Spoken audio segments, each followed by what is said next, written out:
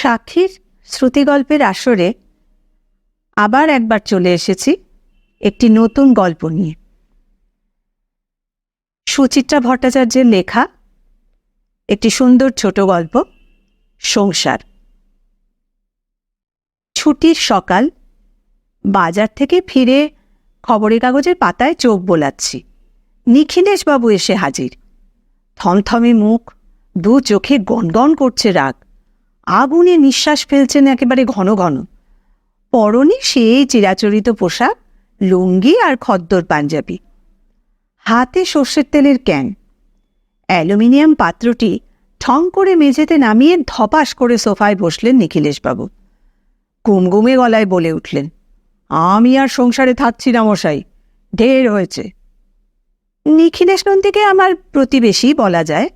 আগে আমার উল্টো দিকে ভাড়া থাকতেন, ইদানিং বাড়ি করে উঠে গেছেন পেছনের গলিতে। তবে এই পথ দিয়েই তাদের নিত্য যাওয়া আসা। এ বাড়িতে তেমন একটা আনাগোনা ছিল না ভদ্রলোকের, কারণ সময় কোথায়। সাত সকালে নাকে মুখে গুঁজে অফিস ছুটছেন, আবার ধুঁকতে ধুঁকতে ফিরছেন রাত্রি 8টা-9টায়। প্রাইভেট কোম্পানির চাকরি, নগণ্য কেরানি থেকে মাঝারি মাপের অফিসার অবধি উঠেছিলেন। মালিকরা তাকে তুড়ে খাটিয়েছে জীবনভর। সম্প্রতি অফিস থেকে বাতিল হওয়ার পর নিখিলেশবাবুর এখন অবসরই অবসর। সকাল বিকেল লেকে হাঁটতে যাচ্ছেন, দুদণ্ড দাঁড়িয়ে কথা বলছেন প্রতিবেশীদের সঙ্গে। আমার এখানেও ঢু মারেন হুটহাট করে, চাটা খান। অফিস জীবনের অতি তুচ্ছ তুচ্ছ কাহিনীও শোনান পরম উৎসাহে। সাদা সিধে নিরীহ গোছের মানুষটিকে আমার বেশ লাগে। সেই নিখিলেশবাবুর আজ হঠাৎ এমন রুদ্রমূর্তি কেন? নার্ভাস মুখে তাই জিজ্ঞেস করলাম, হয়েছেটা কি? ছ্যা ছ্যা ছ্যা ছ্যা ছ্যা ছ্যা ছ্যা ছ্যা, কোনো ভদ্রলোক সংসার করে? আরে আপনি মাথা মোড়াননি মশাই, বেঁচে গেছেন, বেঁচে গেছেন। বিবাহিত পুরুষদের এই এক চিরন্তন বুলি। দিল্লিকা লাড্ডুর কেস আর কি। দিদিরা আমার বিয়ে নিয়ে চাপাচাপি করলে জামাইবাবুদেরও তো এই একই গান। হেসে বললাম, বৌদির সঙ্গে জোর হয়েছে বুঝি? হয়েছে মানে? উঠতে বসতে বাপ বাপান্ত করছে। লাইফটা আমার একেবারে হেল হয়ে গেল। কোথায় ভাবলাম যে রিটায়ারমেন্টের পর একটু শুয়ে বসে সুখ করব, বইটই পড়ব, ভালো ভালো গান শুনব। ঘাড় গুঁজে 36 বছর চাকরি করে গেছি, জানেনই তো। অফিসে কি টেনশন। ভেবেছিলাম শেষ দিনগুলো অন্তত একটু শান্তিতে কাটাবো। কোথায় কি, বাড়িতে 2 মিনিটও তিষ্ঠতে পারছি না মশাই। বই পড়তে গেলে হাত থেকে কেড়ে নেয়, গান শুনতে গেলে টেপ বন্ধ করে দেয়। বড়ে গোলামের ঠুংরি শুনছি সেদিনকে, মুখের সামনে এসে করে এমন ভ্যাংচাতে শুরু করলো। সে কি, কেন? আরে তার লাখো কমপ্লেন। আমি নাকি তাকে সারা জীবন কষ্ট দিয়েছি, তার কোনো স্বাদ আহ্লাদই পূর্ণ করিনি। সে শুধু দাসীবাদীর মতো খেটে খেটে হাড় মাস কালি করেছে। বলে কি জানেন, আমায় কখনো কোনো সকাল্লাদ করতে দাওনি, এখন তুমি ফুটতে পারবে? হুম, চলবে না, চলবে না। বোঝা গেল। শেষ বয়সে পৌঁছে বৌদি এবার খেপেছেন। খেপতেই পারেন, কষ্ট তো কম করেননি রমলা বৌদি। পাড়া শুদ্ধ লোক দেখেছে, কি জামা কাপড় পরিয়েই না ঘুরতেন বৌদি। সস্তা ছিটের ব্লাউজ, জনতা মিলের শাড়ি। কোনো সামাজিক অনুষ্ঠানেও বৌদিকে তেমন গয়নাগাটি পরতে দেখা যায়নি কখনো। বই ম্যাগাজিন পড়ার শখ ছিল খুব। 2 দিন পরপরই পাড়ার লাইব্রেরিতে ছুটতেন। নিখিলেশবাবু কস্মিন কালেও হাতে করে কোনো পত্রিকা কিনে এনেছেন বলে তো মনে হয় না। শখ শৌখিনতা, সিনেমা, থিয়েটার তো দূরস্থান। বউ ছেলে মেয়ে নিয়ে নিখিলেশবাবু ভ্রমণে বেরিয়েছেন বোধহয় সাকুল্যেই 2-3। ওই বড়জোর দীঘা, গালুডি, আর একবার বোধহয় দার্জিলিং, ব্যাস। স্বামী সঙ্গই বা কতটুকুই পেয়েছেন রমলা বৌদি। কর্তার তো ধ্যান জ্ঞান ছিল অফিস, তার মাসিক লেজার, ক্যাশ বই আর ব্যালেন্স শিট। এই হেন স্বামীর বিরুদ্ধে রমলা বৌদির তো অনেক আগেই ঝান্ডা ওড়ানো উচিত ছিল। গোকুলের মাকে চা চড়াতে বলে এসে সিগারেট ধরালাম। নিখিলেশবাবুকেও দিলাম একটা। নিখিলেশ কখনো নিজে সিগারেট কিনে খান না, তবে দিলে নেন। ঠাট্টার সুরেই বললাম, যাই বলুন, বৌদির কিন্তু রাগের লেজিটিমেট গ্রাউন্ড আছে। আপনিও তো সত্যিই নেগলেক্ট করেছেন বৌদিকে। আপনি আপনিও এই কথা বলছেন? ছুরি খাওয়া জুলিয়াস সিজার মার্কা মুখে তাকালেন নিখিলেশ। অভিমানে তার গলা দুলে গেল। বিলাসিতা বর্জন করা খারাপ? আমি নিজে 30 টাকা দামের বেশি শার্ট পরেছি কোনোদিন? কখনো কোনো নেশা করিনি, এক চা ছাড়া, তাও দুধ চিনি বাদ। মালিকরা তো হপ্তায় হপ্তায় পার্টি দিত। এই নিখিলেশ নন্দীকেই দৌড়তে হতো সব হ্যাপা সামলাতে। সেখানে মদের বন্যা বয়ে যেত, কিন্তু দিস পার্সন কখনো সব ছুঁয়েও দেখেনি। লোভ হয়েছে, সুযোগও ছিল, তবু কোনো দিন একটা সিপ পর্যন্ত দিলাম না। নিজেকে কন্ট্রোল করেছি, বলেছি খবরদার নন্দী, ভালো লেগে গেলেই কিন্তু সাড়ে সর্বনাশ। গরিবের ঘোড়ারোগ মানেই লাইফ ফিনিশ। কেন করেছি? হ্যাঁ? মুখ থেকে আমারও বেরিয়ে গেল, কেন? আরে ওই বউ ছেলে মেয়ের মুখের দিকে তাকিয়ে আমি বয়ে গেলে ওদের কি গতি হতো? 24 ঘন্টা একটাই চিন্তা, যেন বউ ছেলে মেয়ের মাথার ওপর একটা ছাদ থাকে, যেন তাদের দুমুঠো ডাল ভাতের কখনো অভাব না হয়। অফিস থেকে লোন নিয়ে জমিটা কিনলাম, দেখেছেন তো কত কষ্টে একটু একটু করে বাড়িটা তুললাম। কার জন্য বলুন? কাদের জন্য? এবার অবশ্য ঘাড় নাড়তেই হলো। বটেই তো, বাড়ি আর মানুষ কার জন্য বানায়? নিখিলেশবাবুর গৃহনির্মাণ এ পাড়ায় একটা ঐতিহাসিক ঘটনা। লিন্টন অব্দি গেথে ফেলে রাখলেন বেশ কয়েক বছর। তারপর বোধহয় পয়সা টয়সা জোগাড় করার পর ছাদ ঢালাই হলো। দরজা জানলা সব বসেছিল প্রায় 6 মাস ধরে। একটা একটা করে গ্রিল লাগানো হলো। আমরা সবাই ঠাট্টা তামাশা করতাম, বলতাম তাজমহল হচ্ছে। তবে হ্যাঁ, সবুরে মেওয়া ফলে। খাসা হয়েছে বাড়িখানা। 3খানা ঘর, 2টো দক্ষিণ মুখ, খোলা মেলা বড় রান্নাঘর, সুন্দর একখানা খাওয়ার জায়গা, মেঝে মোমপালিশ মোজাইক, চমৎকার হাওয়া খেলে বারান্দায়। কোনো ক্রমে দোতলা তুলে নিতে পারলে, ভাড়া দিয়ে দিলে নিখিলেশবাবুর ছেলে ঠ্যাংয়ের ওপর ঠ্যাং তুলে খেতে পারবে। নিখিলেশ আপন মনেই দাঁত কিড়মিড় করছেন। অর নয়, যার জন্য জীবন পথ, তার লাঠি ঝাঁটা খেয়ে পড়ে থাকতে আমি পারবো না। খুব শিক্ষা হয়েছে। মানুষটার জন্য একটু মায়া হলো। বললাম, যাব বললেই কি আর যাওয়া যায় নিখিলেশবাবু? কেন আটকাচ্ছে কে? পিছু টান। আমার? হ্যাঁ। সিগারেটটা এতক্ষণ হাতেই ধরেছিলেন, ফস করে এবার ধরালেন। চা রেখে গেছে গোকুলের মা, কাপটা টানলেন। শুনুন মশাই, অফিস ছিল আমার প্রাণ, বুঝলেন? প্রাণ। সেবার 78-এ অত বড় বন্যা হলো, গোটা কলকাতা জলের তলায়। জনমনীষী পথে বেরোচ্ছে না। গিন্নি খিচুড়ি বসিয়ে বলল, ঘরে বসে 2 দিন জিরিয়ে নাও। দিস ম্যান নিখিলেশ নন্দী প্রায় সাঁতরে অফিসে চলে গেল, একা। মালিকরা পর্যন্ত হাঁ করেছেন কি নন্দীবাবু, এই বিপদ মাথায় করে সাফ বলে দিলাম, অফিস ডেতে বাড়ি বসে থাকতে হলে তো সিক হয়ে পড়ব স্যার। তো সে অফিসকেই আমি মন থেকে মুছে ফেলেছি, আর এ তো চিরির সংসার। রিটায়ারমেন্টের পর প্রথম আমার খিদে হতো না, ঘুমও হতো না। সারাক্ষণ মনে হতো কি যেন নেই, কি যেন একটা নেই, দম বন্ধ হয়ে আসতো। অত বড় দড়িটা ছিঁড়ে ফেলতে পারলাম, সংসার তো সেই তুলনায় সুতো। হ্যাঁ, মানুষটা সত্যিই রেগেছে। জিজ্ঞেস করলাম, যাবেন তো করছেন, যাবেনটা কোথায়? আরে সেও ঠিক করে ফেলেছি, বড়দির কাছে যাব। জামাইবাবু মারা যাওয়ার পর থেকে বড়দিটা বড় একা। ছেলে থাকে সেই ব্যাঙ্গালোর। হপ্তায় একটা করে এসটিডি, কেমন আছো মা, ঠিক আছো তো মা, আর মাসে মাসে কটা টাকা পাঠানো, ব্যাস ছেলের ডিউটি খতম।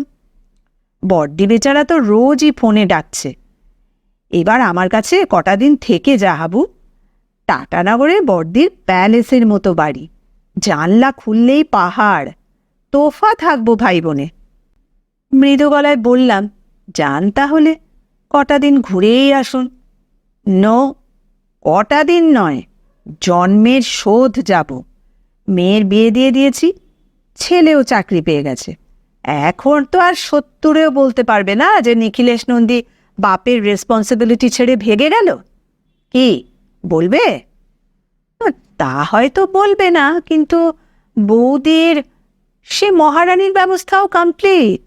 পিএফ গ্র্যাচুইটির টাকা তো পোস্ট অফিসেই আছে, জয়েন্ট অ্যাকাউন্ট, মাসে 3,500 মতো আসে, ওতে রানিমার 7-8 লাখ মিটবে না? বাবা, এ যে একেবারে পাক্কা বন্দোবস্ত। নন্দীবাবু কি তাহলে সত্যিই চললেন? মনটা একটু খারাপই হয়ে গেল। আহারে, এই বয়সে বিদেশ বিভুঁইয়ে বাকি জীবনটা, না, বিয়ে না করে দেখছি দিব্যি আছি। সংসারী মানুষের শেষ বয়সেও বড় আতান্তর। দিন 7 জন্য দিল্লি গিয়েছিলাম, হেড অফিসের জরুরি তলবে। ফিরে আসার পর থেকেই বাড়ি ভর্তি লোক। জলপাইগুড়ি বাসিনী মাস্তুতো বোন ছুটকি এসেছে, সঙ্গে তার বর, বাচ্চা, দেওর, ননদ, বাড়ি ভর্তি। রোববার একটু মাংস কিনতে বাজারে গেলাম।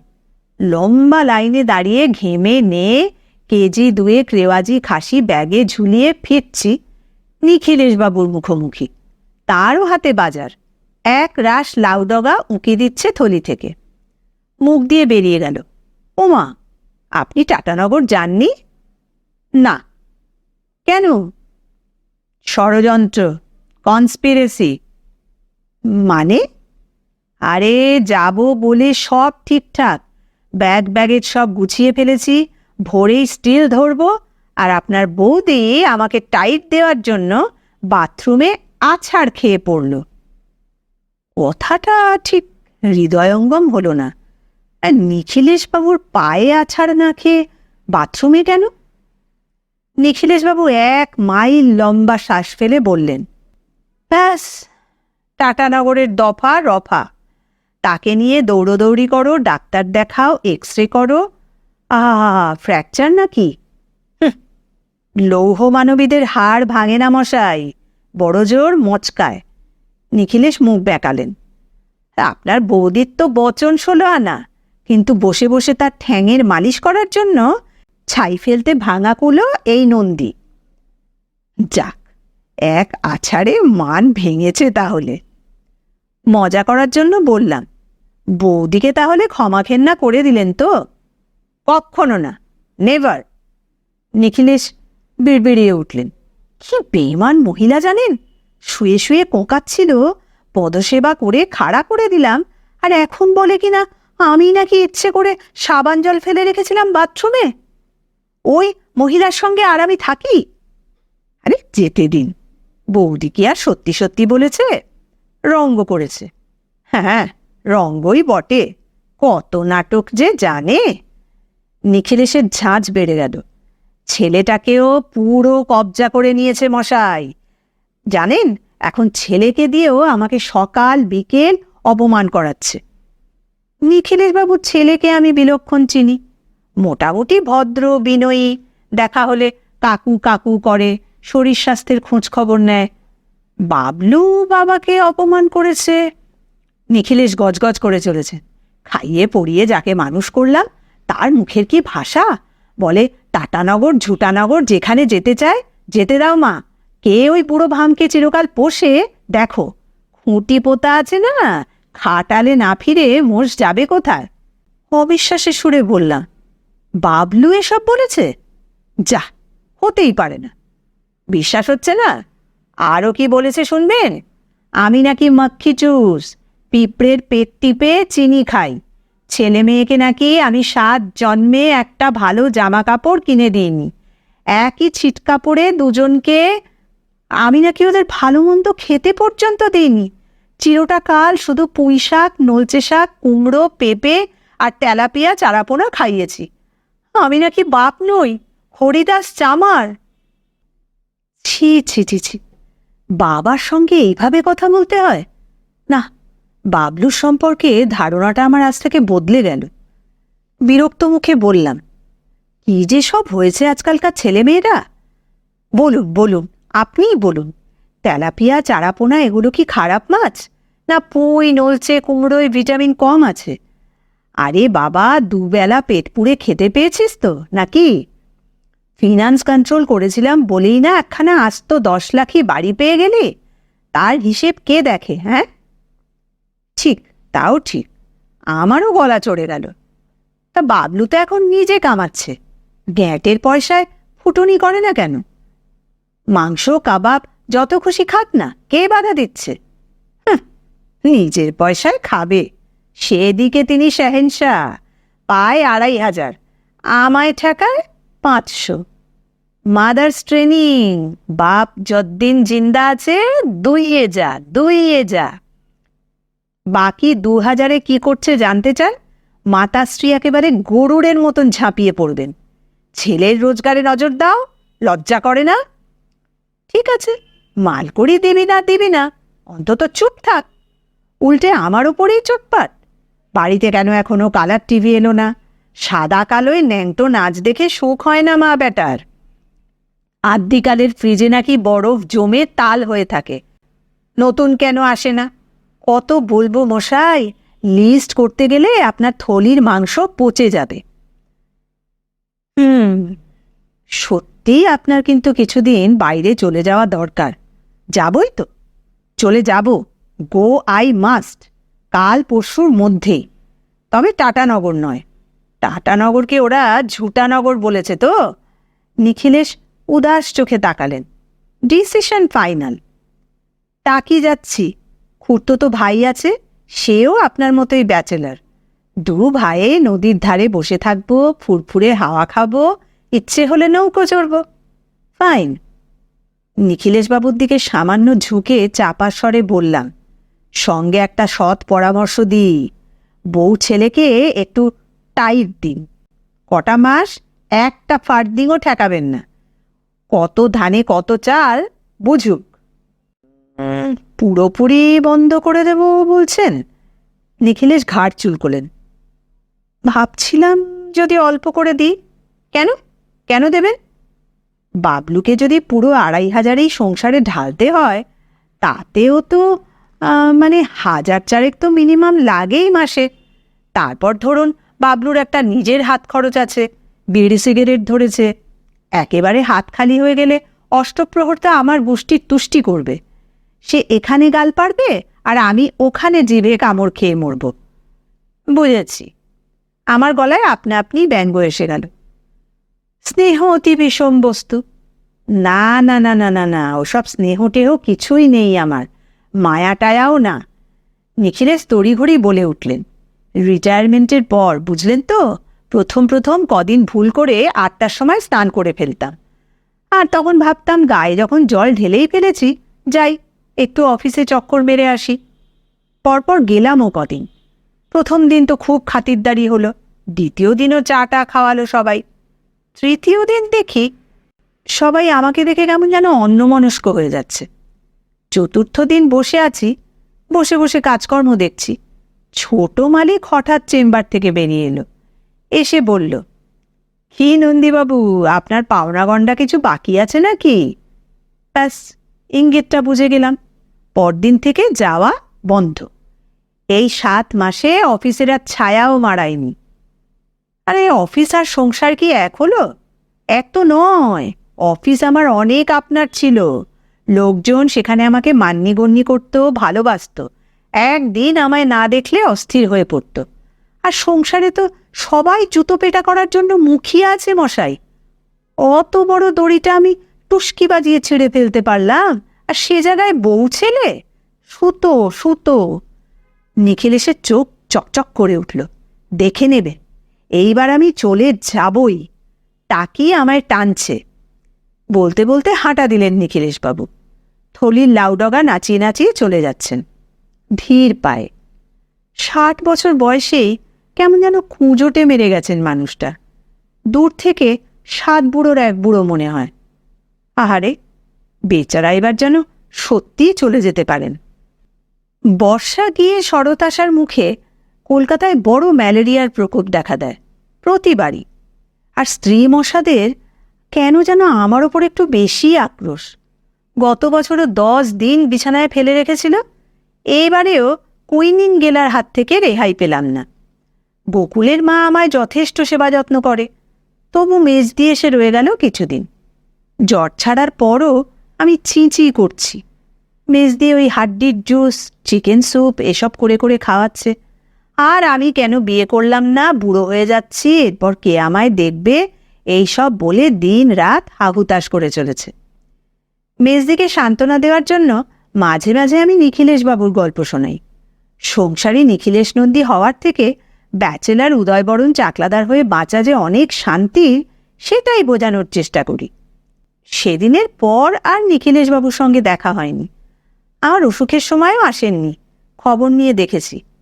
সম্ভবত টাকেই চলে গেছেন। যাক, ইচ্ছামতির তীরেই নয় শান্তিতে থাকুন ভদ্রলোক। সেদিন সকালে বসে খবরের কাগজ উল্টোচ্ছি, মেজদি হরলিক্স নাড়তে নাড়তে এলো। এইবার তো আমায় যেতে হয় রে পল্টু। কেন, অসীমদার এত্তেলা এসে গেছে? তার ভারী বয়েই গেছে। আমি যত না থাকি ততই তো ওর মজা। প্রাণের সুখে ঘরদোর নোংরা করবে, অখাদ্য কুখাদ্য আনিয়ে আনিয়ে খাবে, আর ক্লাবে তাসের আড্ডায় মজা আসে পড়ে থাকবে। একেবারে ছাড়া গরু। একে জেন্ডার ভুল করছিস কেন? ষাঁড় বল, নয়তো বলদ বল। মেজদি হি হি করে হাসছে, চেয়ার টেনে বসল। একটু আনমনা স্বরে বলল, না রে, আসলে তিতুল মিতুলের ওপর সংসার ফেলে এসেছি তো। মেয়ে দুটোই বা কি করছে কে জানে। পুজোর কেনাকাটাও কিছু করা হয়নি। আরে যাবি তো যা না, ও তো ভনিতা কেন করছিস? সংসার তো করলি না, কত রকমের চিন্তা থাকে, তুই কি বুঝবি? সর্বনাশ, আবার পুরনো কাসুন্দিতে ঢুকবে নাকি? কথা ঘোরাতে বললাম, এবার তোরা পুজোর পর কোথাও যাচ্ছিস না? বেশি দূর যাওয়া যাবে না রে, সামনেই মিতুলের টেস্ট তো। ভাবছি এবার এই দিন পাঁচেকের জন্য ঘাটশিলা গালুডি কোথাও থেকে ঘুরে আসি। গালুডি? হ্যাঁ, গালুডি। তুইও চল না, ভালো লাগবে। হ্যাঁ না কিছু বলার আগেই গোকুলের মা উঁকি দিয়েছে। ও দাদাবাবু, সেই ভদ্রলোকটা এসেছে। সাত সকালে কে এলো আবার? ওই যে গো, তোমার নিকেল বাবু, সঙ্গে একটা ছেনাও আছে। নিখিল বাবুটা চট করে মাথায় এলো না। উঠে পায়ে পায়ে বসার ঘরে এসেই রীতিমতো চমকিত। নিখিলেশবাবুর সঙ্গে আবার একটা ফুটফুটে বাচ্চা। নাতনি? তাই হবে, একদম উমার মুখ বসানো। নিখিলেশবাবুর হাতে একখানা পাউরুটি আর কলা আঙুরের ছোট প্লাস্টিক প্যাকেট। নিখিলেশ যেন এই কদিনে আরও বৃদ্ধ হয়েছে। কোলকুজো ভাবটা বেড়েছে, গাল দুটো বসা, চোখে যেন কেমন একটা উদ্ভ্রান্ত ভাব। ডলপুতুল নাতনিটি একেবারে কোল ঘেঁষে দাঁড়িয়ে চোখ ঘুরিয়ে ঘুরিয়ে নিরীক্ষণ করছে চতুর্দিক। শিশুটিকে দেখে চোখ জুড়িয়ে গেল। আলতো হাত চালালাম রেশম রেশম চুলে। বাহ, উমার মেয়েটি তো ভারী মিষ্টি হয়েছে। নিখিলেশ মাথা দোলালেন। তা আপনার শরীর এখন কেমন? ভালোই আছি, একটু উইকনেস আছে, এই যা। নেক্সট মানডে থেকে অফিসে জয়েন করে যাব। আপনার অসুখের খবর পেয়েছিলাম, ওই রোজই আসবো আসবো ভাবতাম, কিন্তু হয়ে ওঠেনি। এমন বিশ্রী একটা ঝঞ্ঝাট যাচ্ছে। আবার কি হলো? সে অনেক কথা। নিখিলেশ সোফায় শরীর ছেড়ে দিলেন। টাকি যাব বলে রেডি, ভাইকে ফোনও করে দিয়েছি। দুম করে উমা এসে উপস্থিত, সঙ্গে এই বাচ্চা। বরের সঙ্গে নাকি আর বনিবনা হচ্ছে না, আর কেটে ফেললেও সে আর শ্বশুরবাড়িতে যাবে না। ও সে কি, একদিন পর? না মানে অনেক কাল ধরে নাকি চলছিল, জামাই নাকি খুব মদ খায় আর বেহেড হয়ে এসে উমার গায়ে হাত ফাতও তোলে। একটু আধটু কানে আসেনি যে তা নয়, তবে আমল দিইনি। ভেবেছিলাম বাচ্চা কাচ্চা হয়ে গেছে, এবার আস্তে আস্তে ঠিক হয়ে যাবে। কিন্তু উমা বলছে সে নাকি সহ্যের সব সীমা পার হয়ে গেছে। ও বাবা, এ কি সাংঘাতিক কাণ্ড! তারপর ধুন্ধুমার ধুন্ধুমার লঙ্কা কাণ্ড। উমা আসার পর রাত্রিরও পেরোয়নি, জামাই এসে হাজির। সঙ্গে সঙ্গে তুমুল ঝগড়া চেঁচামেচি। আপনার বৌদি চেল্লাচ্ছে, বাবলু গাঁক গাঁক করছে, উমা হাউমাউ করে জামাইকে তেড়ে যাচ্ছে, আর জামাইও আস্তিন গুটিয়ে উমাকে মারতে আসছে। তারও বউ সম্পর্কে ঝুড়ি ঝুড়ি অভিযোগ। উমা নাকি তার ভাত রেঁধে দেয় না, নাচতে নাচতে যখন তখন বেরিয়ে যায়। কার কথা বিশ্বাস করি বলুন তো? সত্যি সংসারে সত্যিটা যাচাই করা বড় কঠিন কাজ। তবু বললাম, অবশ্যই মেয়ের কথা বিশ্বাস করবেন। একেবারে নিরুপায় না হলে মেয়েরা কি আর ঘর ভাঙে? বুঝদারদের মতো মাথা নাড়লেন নিখিলেশ। হপ্তাখানেক পর আবার এলো জামাই। কুটলিকে ছিনিয়ে নিয়ে যায় আর কি, উমাকে জব্দ করার তাল। সেদিনও জোর হই হট্টগোল, সে প্রায় থানা পুলিশ হওয়ার জোগাড় মশাই। তারপর শুরু হলো টেলিফোনে ভয় দেখানো। গুটলিকে আটকে রেখে পার পাবে না, তোমার আমি সর্বনাশ করে দেব, হ্যান করেঙ্গা ত্যান করেঙ্গা। ঝপ করে থেমে গেলেন নিখিলেশবাবু। মেজদি, হাতে কফির ট্রে আর প্লেটে কুচো কুচো নিমকি বিস্কিট। গুটলি বেশ দুরন্ত মেয়ে, কমিউনিটি এ বাড়িতে দিব্যি সড়গড় হয়ে গেছে, ছুটে বেড়াচ্ছে এ ঘর ও ঘর। মেজদি তাকে ধরে নিয়ে এলো, মুখের সামনে একটা বিস্কিট এগিয়ে দিয়ে বলল, খাবে?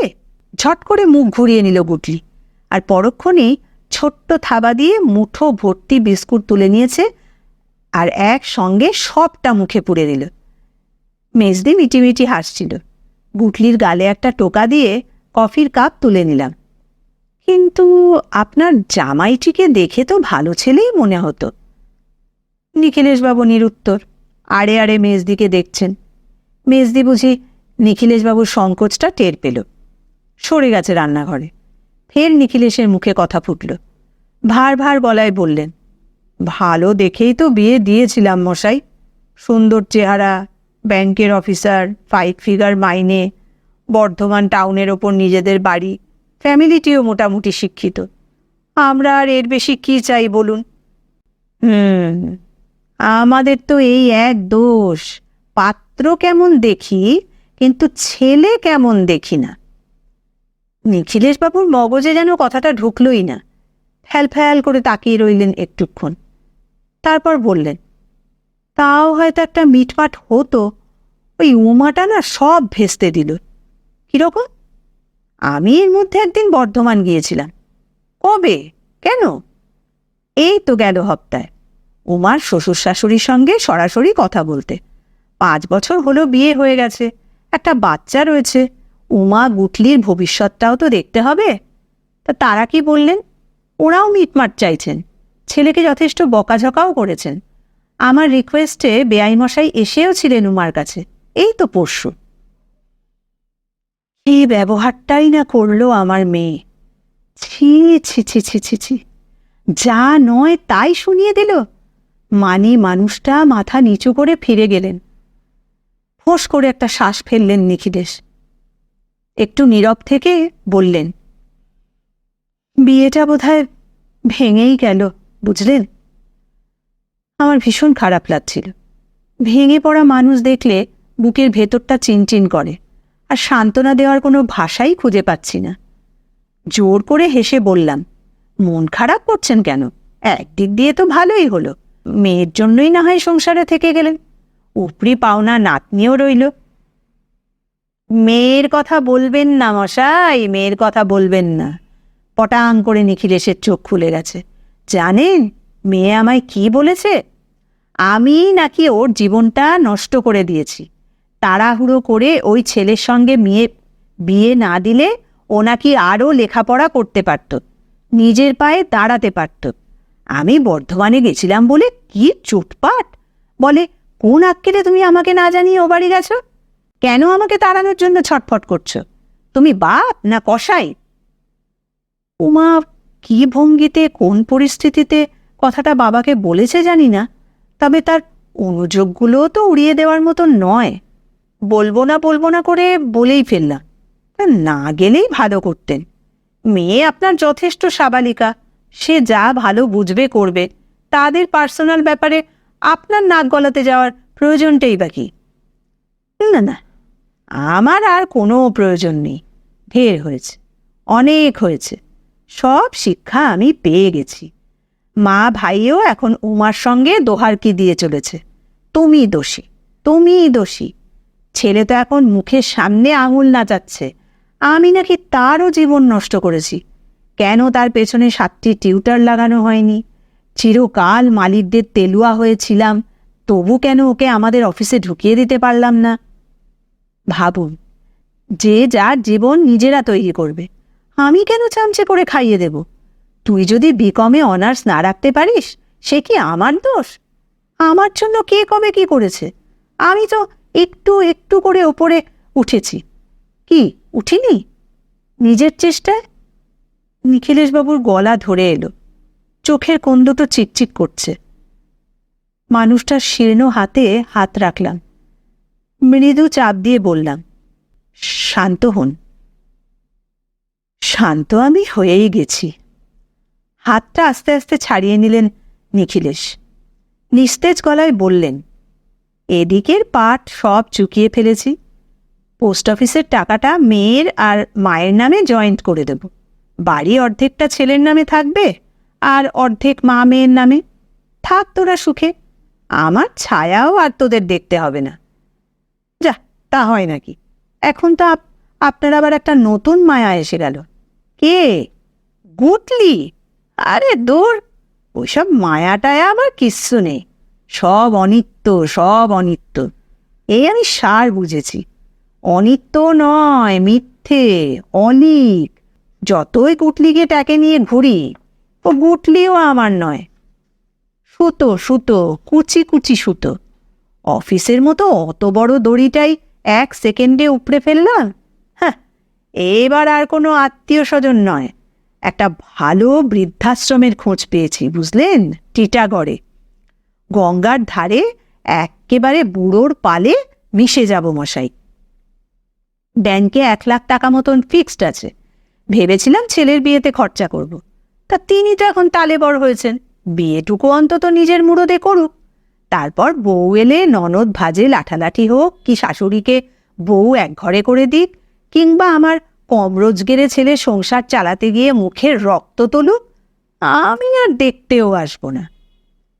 সহসা নিখিলেশের বাকরোধ হলো, চোখ চঞ্চল হয়ে উঠেছে, ঘুরছে বনবন। গুটলিটা কোথায় গেল? এই গুটলি, এই গুটলি, আরে আছে এদিক ওদিক। আপনার ছাদে উঠে যায়নি তো? বলতে বলতেই তড়াক করে লাফিয়ে উঠেছেন নিখিলেশ। দৌড়ে গেলেন সিঁড়ির দিকে। এ কি, ছাদের দরজা তো খোলা। আপনার আলসেটাও তো খুব নিচু, তাই না? উত্তরের প্রতীক্ষা নেই, কোনো দিকে তাকানো নেই। প্রায় জরাগ্রস্ত 2 পা যুবকের মতন তরতরিয়ে সিঁড়ি ভাঙছে। এবারে ওপরে গুটলির হাসি শোনা গেল, ছুটছে নির্ঘাত, দাদুকে তুর্কি নাচন নাচাচ্ছে। সিঁড়ির মুখটায় গিয়ে দাঁড়ালাম। একটু পরেই নিখিলেশবাবুকে দেখা গেল। হাঁপাচ্ছেন, ঘামছেন, 1 হাত সিঁড়ির রেলিংয়ে আর অন্য হাতে নাতনি। নিখিলেশ নন্দী নামছেন সন্তর্পণে। আপন মনে বলে চলেছেন, তোকে কি একটু চোখের আড়াল করা যাবে না রে? তারা তো আমার হাতে ছেড়ে দিয়ে দিব্যি মজমস্তি করছে। বুকটা আমার ছাত করে উঠেছিল গো। তুইও শেষে মামার বাড়ির ধারা পেলি। তোর মামা ছাদ থেকে পড়ে হাত ভেঙেছিল, আর তোর মা রিক্সা থেকে পড়ে পা ভেঙেছিল, আর তোর দিদার তো ব্যালেন্সই নেই। মনে মনে হেসে ফেললাম। বেচারা, টিটাগড়ের বৃদ্ধাশ্রমও নিখিলেশবাবুর কপালে নেই। কপালে নেই টিটাগড়ের গঙ্গাও। বড় বড় দড়ি হ্যাঁচকা টানে উপড়ে ফেলা যায়, ছোট্ট ছোট্ট সুতোর বাঁধন ছেঁড়া কি এতই সহজ?